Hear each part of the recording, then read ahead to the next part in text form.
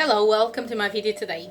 Today I will be showing you how do I do my roast meat. I'll be using pork and I will show you step by step. Please stay with me and you'll see all the results. For this recipe, for a start, I've got 51 grams of butter here, 2 garlics. I'm adding some olive oil. This is for us to seal our meat. Then I'm adding 2 bay leaves. Will require the meat, as you can see here. Let me pull that up a little bit. Then you require a full onion. I cut mine in half moons. I've got a full carrot. I also cut in half moons. You can cut whatever way you need it. I've got some chopped tomatoes from a can. And to give the extra flavor, I'll be adding some herbs, paprika, and some sea salt. Obviously, on yours, you can add anything that you want, and I'm adding a stock cube to it. So today, as I previously said, we'll be doing a roast meat. The meat I have here is a pork. You can use whatever meat is easier for you. All depends on the taste. It could also go with the beef one. So as I said, I'm sealing the meat. It's only 3 of us in our house. The reason why I'm doing 3 pieces of meat is because normally, as I said, it's like I will show you some of the ways that we can save some money. I do tend to cook for 2 days. If then I run out of food, then obviously I will cook something else, but the aim is always for dinner, then the following day is lunch and dinner, then I'm back in the kitchen again. And one of the reasons why I do this is so I can actually spend more time with my kids and enjoy life. Can you see that color? This is me literally just turning. Just making sure those flavors are getting strong and fantastic and all that. So I decided halfway through I'll be adding some potatoes to mine as well. So I'll show you how do I get my potatoes sorted. This is the long way when I'm doing a roast meat. I have an easy way as well, but this is the long way. But I think the flavors on those ones are even better. It takes longer, but it's fantastic. It's worth every minute. When you're sealing your meat, please make sure you seal all the sides. As you can see, I'm turning mine because I want to make sure all the sides have that nice brownish color on them. And obviously we want to make sure those flavors are there. As you can see, my meat have been sealed and I'll be transferring to the dish. You can see it's nice gold. I'm transferring mine to the dish. I've got a big dish because obviously, as I said, I'm doing the 3 big pieces. If you're doing a smaller bit, obviously you don't need the dish to be that big. As you can see, this is where I have taken the meat out. I'm adding the onion to it. Trust me, this dish is worth every flavor. I'm adding the stock cube to it. We want to make sure those onions get nice and caramelized and golden. We're not adding any liquids at the moment. You can see the onions are starting to get very soft. I know some of you will think, oh my gosh, this is burnt. No, it's not burnt. This is full of flavor. What you have here is literally full of flavor. Get those carrots in, and now I'll be adding some of the chopped tomatoes we have. So I'm doing the sauce for our lovely roast meat, and soon I'll be adding that to the oven. That's more than enough. Now let's get extra flavors to it.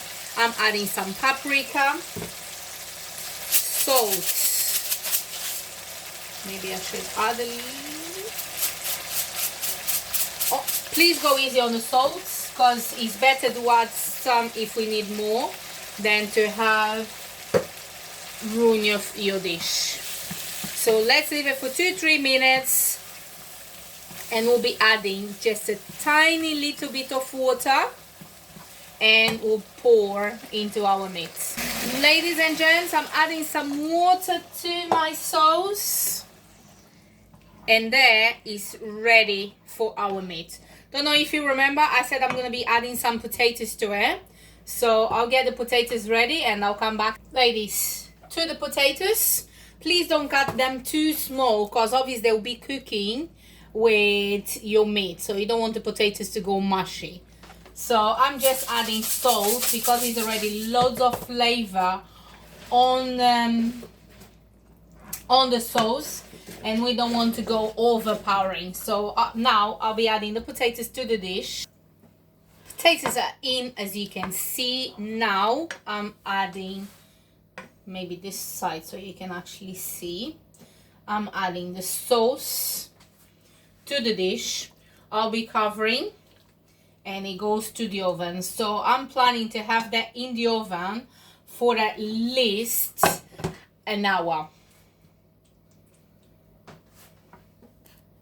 Actually, add some water to it, just a tiny little bit. Can you see those juices around? Let's get them.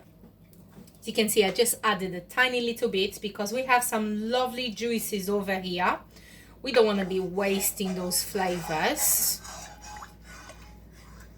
But please, just a tiny little bit of water. You don't want to be adding loads of water into your dish. If it needs, we'll add more to it. Just get that mix with your potatoes. We're covering with the foil and it's ready. I have preheated my oven to... No, I haven't. Sorry, I haven't preheated. I just realized. But normally I would have preheated my oven on 180 degrees. So on this case, I just need to wait a few minutes, then I'll put my meat inside. And I'll come back in about an hour. Ladies and gents, it's in the oven, so I'll be back in about an hour. And this when you can use your free time to go and tidy up the kitchen, the mess you made. And trust me, this dish is well worth every minute you spend on it. It does take time. I will show you another day an easy way to make your roast as well. Mostly I tend to use that dish on a weekend if I do have people coming around. But as it is a half term in UK at the moment, and I'm on holidays today, so I don't have to rush and I don't need to rush with the school running and everything. I decided to get that done. So I'll come back to you with the results. See you in a minute. Ladies and gents, it's been about an hour since I placed the meat in the oven, and I'm about to check. It may not be done, but this is when I do a few cuts to make sure it's like that temperature gets in. As you can see, mine is not done yet. It's still a little bit reddish, and as you probably know, pork meat needs to be fully cooked. But as you can see, the potatoes are almost done. So let me cut the in the middle to get the temperature. The reason why I do have the foil is to keep that temperature in and make sure the food doesn't get burned. Because at the moment I'm on 180 degrees. So I'll be placing mine back in the oven again. So I hope if yours is not cooked yet, you do the same. You can see it's still kind of little bit red, so it's not ready. I'll be back soon. So I place the foil again. I'll be giving another 30 minutes on mine. Ladies and gents, here we go. So on that one, I'll be cutting in different parts, so for us to make sure everything is properly cooked. The potatoes are definitely cooked. I can see that one already. The meat is also cooked, as you can see. It's fantastic. I hope you enjoy. I hope you all enjoy that recipe. Please try at home. You don't need to video, but please take a picture and tag me in. I will come back very soon with a different way of to make it the easier way. Obviously, this is the longest way, but that's the easy way to get that done as well. Thank you.